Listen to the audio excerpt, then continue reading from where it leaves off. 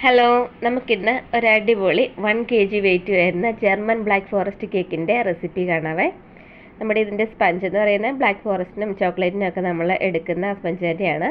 അത് നേരത്തെ തന്നെ നമ്മൾ അപ്ലോഡ് ചെയ്തിട്ടുള്ള കാരണം ഇതിനകത്ത് ഉൾപ്പെടുത്തിയിട്ടില്ല കേട്ടോ.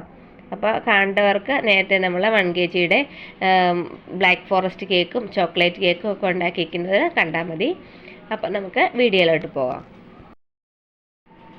നമ്മുടെ ബേസ് ഉണ്ടാക്കി വെച്ചിട്ടുണ്ട്. ഇത് 1 kg വെയിറ്റ് വരുന്നതാണ് കേട്ടോ. 7 ഇഞ്ചിൻ്റെ മോൾഡിലാണ് ഇത് ഉണ്ടാക്കിയിരിക്കുന്നത്. അത് നല്ലപോലെ ആറി അതെടുത്ത് മാറ്റി വെച്ചിട്ടുണ്ട്. ഇനി നമുക്ക് ഫില്ലിംഗ് ഒക്കെ തയ്യാറാക്കാം. അതിന് വേണ്ടിയിട്ട് 1/2 കപ്പ് ചെറി എടുത്തിട്ടുണ്ട്. ഇത് നല്ലപോലെ ഒന്ന് ക്രഷ് ചെയ്തെടുക്കാം. ഇത് ഞാൻ നേരത്തെ പഞ്ചസാര പൊടിച്ച പാത്രമാണ് കേട്ടോ. അതിലേക്ക് ഇട്ട് കൊടുക്കുന്നുണ്ട്. ഇനി ഇത് നല്ലപോലെ വേണമെങ്കിൽ നന്നായിട്ട് തന്നെ അരച്ചെടുക്കാം, അല്ലെങ്കിൽ ചെറിയ ചെറിയ കഷ്ണങ്ങളാക്കി എടുക്കാം.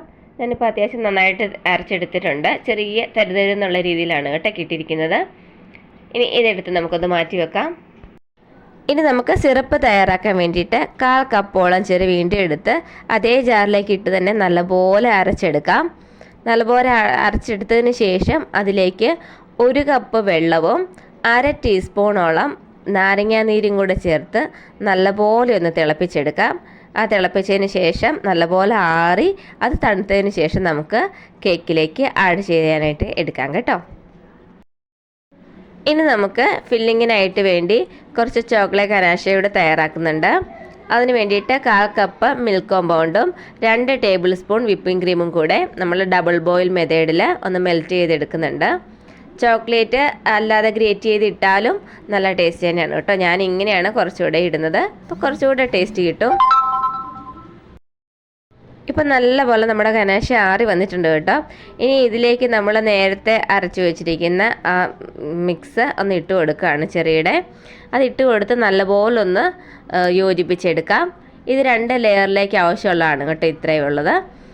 ഇനി ഇത് നല്ലപോലെ ഒന്ന് മിക്സ് ചെയ്ത് മാറ്റി വെക്കുക. അല്ലാതെ നമുക്ക് വേണമെന്നുണ്ടെങ്കിൽ ഇത്രയും അരച്ചെടുക്കാതെ ചെറിയ ചെറിയ കഷ്ണങ്ങളായിട്ട് കടിക്കാൻ പാകത്തിലും പിന്നെ ചോക്ലേറ്റിൻ്റെ ഗനാഷ് അതിന് മുകളിലേക്ക് ഒഴിച്ചു കൊടുക്കുന്ന രീതിയിലും എങ്ങനെ വേണമെങ്കിലും ചെയ്യാം. ഇത് കുറച്ചുകൂടെ നല്ല രസമായിരിക്കും ഇത് കഴിക്കാനായിട്ട്.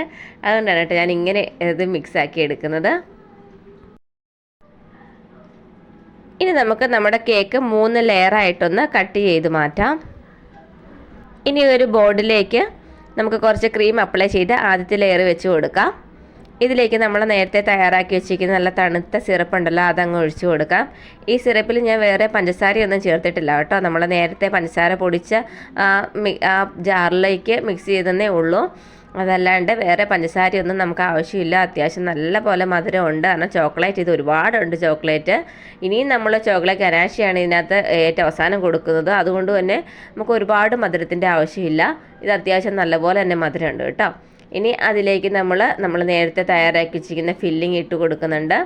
അതിനുശേഷം 2 ലെയറും ഇങ്ങനെ 3 ലെയർ ഇങ്ങനെ സെറ്റ് ചെയ്തെടുക്കുകയാണ് കേട്ടോ. അതിനുശേഷം ഒന്ന് കൺകോട്ട് ചെയ്ത് കുറച്ച് നേരം ഫ്രീസറിലൊന്ന് സെറ്റ് ചെയ്യാൻ വെച്ചിട്ടുണ്ട്. ഇനിയിപ്പോൾ ഇത് ഫൈനൽ കോട്ടും കൂടെ ചെയ്തെടുക്കുകയാണ്. ഫൈനൽ കോട്ട് ചെയ്ത് കഴിഞ്ഞ് നമുക്ക് കുറച്ച് നേരം കൂടി ഒന്ന് ഫ്രീസറിലോട്ട് വെച്ച് കൊടുക്കുന്നുണ്ട്. കാരണം ചെറിയ ചൂടുള്ള ഗനാഷി ഒഴിച്ച് കൊടുക്കുമ്പോൾ മെൽറ്റായി പോകാതിരിക്കാനാണ് കേട്ടോ. അതിന് വേണ്ടിയിട്ട് ഇവിടെ ഗനാഷിക്ക് വേണ്ടിയിട്ട് ഞാൻ 1/2 കപ്പ് ചോക്ലേറ്റും 1/4 കപ്പ് വിപ്പിംഗ് ക്രീമും കൂടിയാണ് മെൽറ്റ് ചെയ്തെടുത്തിരിക്കുന്നത്.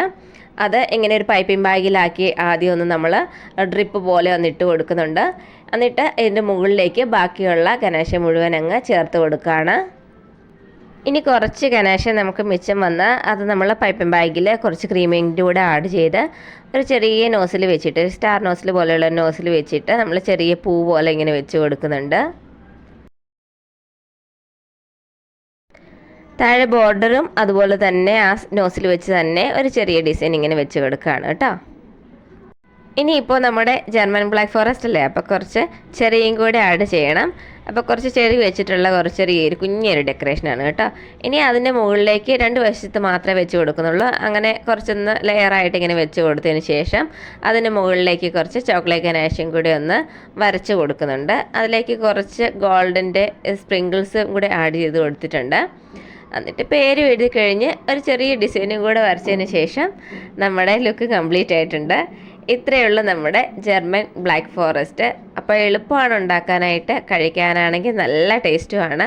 ചെറിയും നമ്മുടെ ചോക്ലേറ്റും കൂടെയൊക്കെ ചേർന്ന് നല്ല ടേസ്റ്റാണ് കേട്ടോ ഇത് കഴിക്കാനായിട്ട്. അപ്പോൾ ഇത്രയേ ഉള്ളൂ നമ്മുടെ ഇന്നത്തെ വീഡിയോ. അപ്പോൾ എല്ലാവർക്കും ഇഷ്ടമായെന്ന് കരുതുന്നു. ഇഷ്ടമായെങ്കിൽ ഒന്ന് സപ്പോർട്ട് ചെയ്യാൻ മറക്കല്ലേ. അപ്പോൾ അടുത്ത വീഡിയോ കാണും വരെ ബൈ.